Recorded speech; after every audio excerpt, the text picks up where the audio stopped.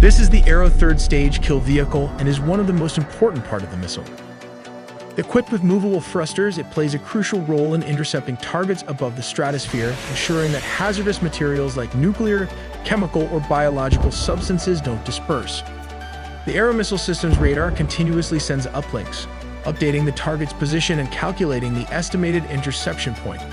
Meanwhile, the kill vehicle dynamically adjusts its trajectory using precise thrust control, simultaneously aligning its electro-optical sensors toward the intended target. While the American THAAD and Patriot interceptors uses divert attitude control system. As the Patriot missile takes flight, it begins with inertial guidance launched from the engagement control station. But as it nears interception, it switches to the Ka-band seeker.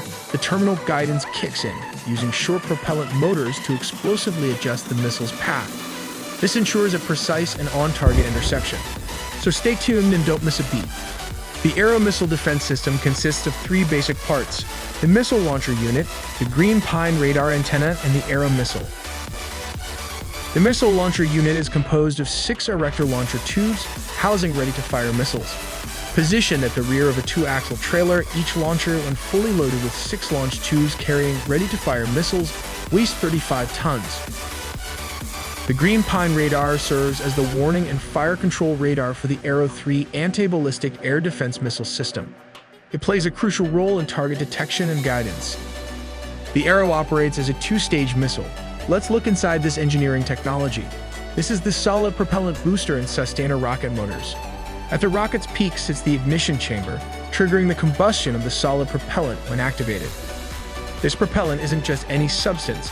It's a meticulously crafted blend of fuel and oxidizer poured into a casing and then cured. Encasing this blend is a protective shell called the motor case.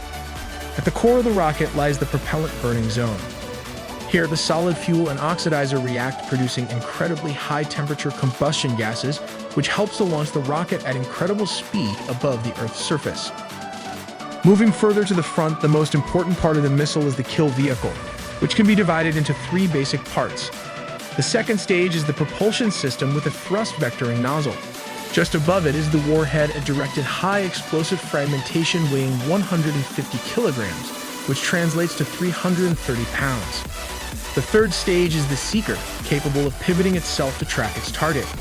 But what's the big deal about this long-range anti-ballistic missile system? Let's start with the propulsion system. The famous THAAD, Terminal High Altitude Area Defense, uses a divert attitude control thrusters. In comparison to the Arrow 3 kill vehicle, which utilizes a thrust vectoring nozzle with a solid fuel rocket, it has a shorter and more limited burn time. It has a few advantages, one of them being the ability to compensate for a lack of radar accuracy. When the radar sends the interceptor to an inaccurate target location, the Arrow 3 kill vehicle can adjust its trajectory. Since intercontinental ballistic missiles travel at very high speeds, the kill vehicle must change its trajectory based on newer, more accurate radar data from its seeker. A failure to fully divert the course to the new target would result in a failure to intercept. The thrusters allow the Arrow missile to change direction very quickly and flexibly. On the other hand, THAAD uses divert attitude control systems. Although highly capable, it is not as flexible or fast enough when it needs to change directions.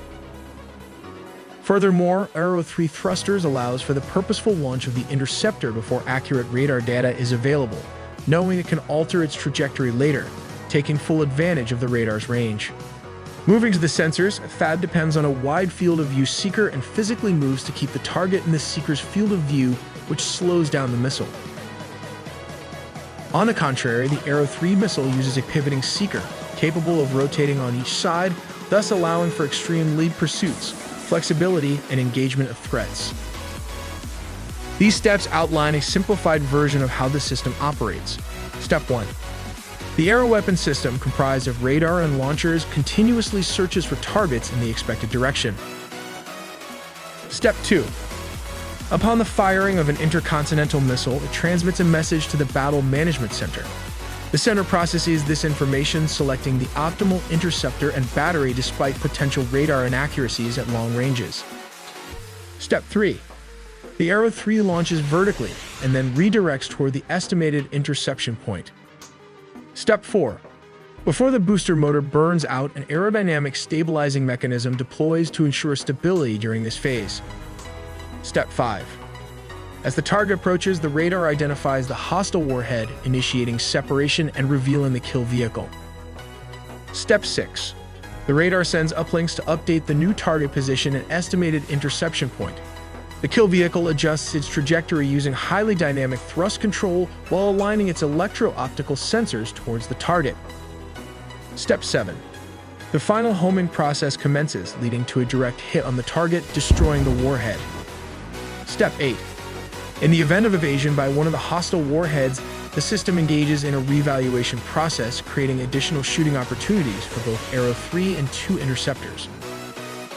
What sets apart the Iron Dome interceptor from the Arrow missile defense system? They serve distinct purposes. The Iron Dome is relatively inexpensive, less complex, and primarily designed to neutralize artillery shells, unguided missiles, or inexpensive projectiles that pose a threat to civilian areas.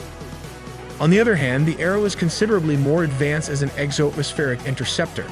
Its primary function is to intercept ballistic missiles carrying conventional, chemical, biological, or even nuclear warheads. Additionally, it possesses the capability to destroy satellites. Let's take a closer look at how the Iron Dome missile defense system operates. The process begins with the radar detecting and tracking threats within a 100 kilometers radius. Subsequently, the data is transmitted from the radar to the battle management control system, then to the launcher, and finally to the interceptor. The system analyzes the trajectory of potential threats and selectively intercepts those projected to fall within the protected area.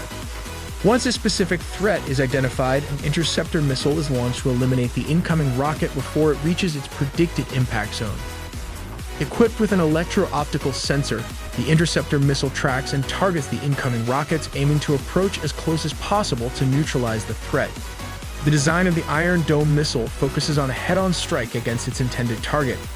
Upon reaching the designated target, the missile activates its advanced sensors and laser system. This activation triggers the proximity fuse warhead, armed with fragmentation rounds that detonate within a mere 10 meters of the target, causing maximum damage upon impact. While the Patriot's missile uses divert attitude control system. In the initial stages, the Patriot missile employs inertial guidance, specifically launched from the engagement control station. As it approaches the intercept point, the missile utilizes the Ka-band seeker to precisely track the target. An optimal aim point is chosen and terminal guidance is engaged. The short propellant motors explosively refine the missile's trajectory towards its target, ensuring accurate interception. This methodology aids the missile in reaching its trajectory and facilitates a hit-to-kill intercept of the target. The high-energy impact upon direct contact with the missile helps neutralize weapons of mass destruction.